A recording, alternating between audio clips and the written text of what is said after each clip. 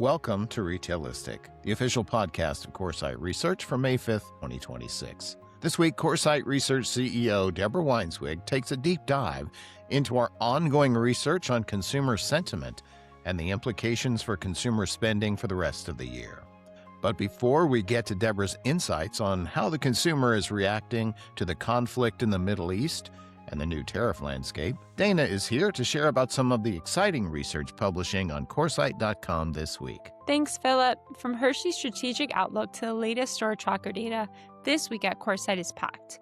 What is AI's real impact on retail at scale, and how can businesses measure it? Our report of the week introduces the AI Impact Framework, a new lens for evaluating how artificial intelligence is transforming retail operations. We're also diving into fresh U.S. consumer survey insights, energy and inflation's effect on retail heading into holiday, and our premium subscriber call covers the trackers you need, U.S. and U.K. store performance for April. Plus, 7 & I Holdings takes the analyst stage. Whether you're tracking consumer sentiment, store-level execution, or the AI investments shaping the next era of retail, this week has the intelligence you need. Thanks, Dana. Now here's Deborah. Hello, and welcome to another episode of Retailistic. This week, we are going to take a look at the changing consumer picture. So at Coresight, we started in early 2020, I think really like the first week of January, to survey consumers both in the US and China. And the idea was at the time to see kind of where there were similarities and differences and any, leading indicator that might be as far as economic growth or something else. And what we've seen is that understanding consumer habits, right, whether they're picking up an extra cup of coffee or if they're buying more groceries versus restaurants, how are all of these macro factors kind of showing up in actual spending? And one thing, if we look at the data from the most recent week, is that we actually saw financial sentiment fall to a record low. And that was driven by a sharp decline across income groups. And it's really the first time we've seen that.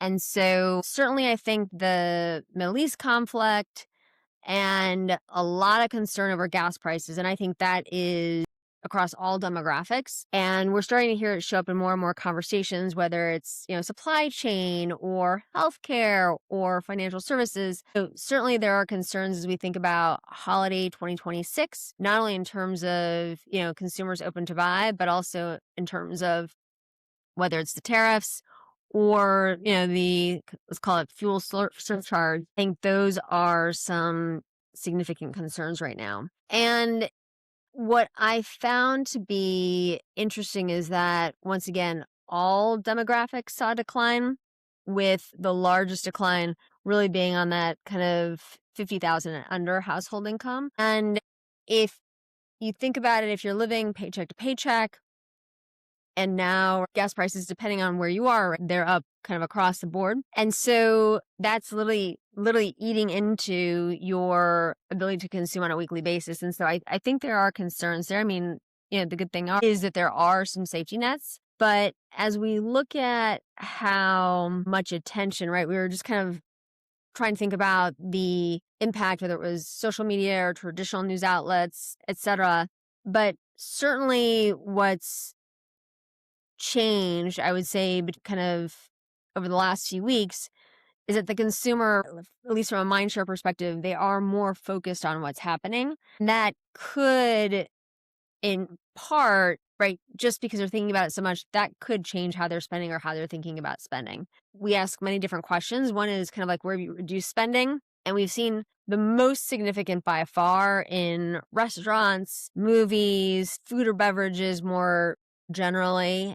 And that, I think, is even people kind of like putting money into their savings account. So the things I would say, that help us understand kind of short, but also longer term financial health of the consumer. And so the change, I think, has been more rapid than we would have expected. But also, once again, right, you just can't seem to escape this conversation or this topic. And no matter how much one of us may try, because you do feel quite helpless, I think, as a consumer, because in many cases, right, there's something that you can do. I mean, I guess theoretically you could walk or ride your bike, but ultimately it's also showing up not only just at the pump for oneself, but also in terms of higher prices kind of across the board. And I think that the consumer doesn't appear to be changing where they shop significantly. It's really more just about what they're buying or what they're doing. And so, it's really the leisure activities that are taking the hit. Once again, restaurants and movies or shows.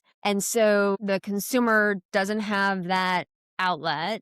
They're more concerned about spending on a daily basis with, in some cases, right, concerns over, job stability, et cetera. And so I think we have a very stressed consumer right now, probably the most stress we've seen in quite some time. I do think that could have an impact as we think about how this kind of prelude into the summer, what back to school might look like, and then even holiday. And so we would really suggest that across the board, retailers and brands start to think about a contingency strategy, and we potentially have higher tariffs revisiting us soon, and everyone's waiting for the tariff refunds. So we're in this kind of almost wait and see. So from a consumer perspective, they're feeling very stressed. From a retailer brand perspective, there's a lot of unknowns, and that in and of itself could lead to, which would not be the worst thing in the world, let's just say order cuts going into holiday. Right. I think we're seeing a very exaggerated K, or like the Coresight hourglass. That's really playing out in a very significant way. So luxury brands, smart luxury, or however you want to look at it, brands that, or retailers that have, kind of the club model where the consumer feels like they're getting a great deal, but they're having to spend a lot more at once, at one time, that, we're still seeing strength there. And so I think ultimately that if your customer is in, let's say, middle, upper middle, is looking at smart luxury, that customer is still spending. And in fact, we were at a panel 2 weeks ago with some of the top luxury names, and they were like, there is no price point that is kind of too high right now, right? The consumer's continuing to spend, that upper high net worth individual. But when they said, right, their loyal customers becoming even more loyal, but they said they weren't necessarily seeing a lot of newer customers. And so that is, I think, where I'm going to stop for this week. It's a different approach we took, right? Looking at some of our research. And so this is our weekly kind of consumer survey insights, right? We're going to leave most of the numbers for our subscribers, and we would love for you to subscribe. Please reach out. And then also would love to hear your feedback on if you would like a mix of, us interviewing our analysts, reviewing research, having guests on, and even just kind of, some of the topics, right? We've talked a lot about AI and a lot of new companies that have either are, AI native, or companies that were seeing strength and then started to kind of take another leg up.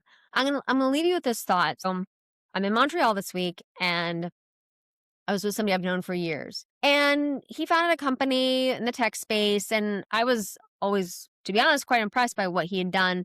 But we had both talked about some of the challenges of managing talent and your teams, and especially with global teams. And we would just share best practices and what we'd learned and how we can support each other. What was really interesting is we grabbed lunch together yesterday, and he was like really excited because I think we're gonna have him on our next AI Council meeting call. He started this company, and they are able to join your calls it's an agent, right?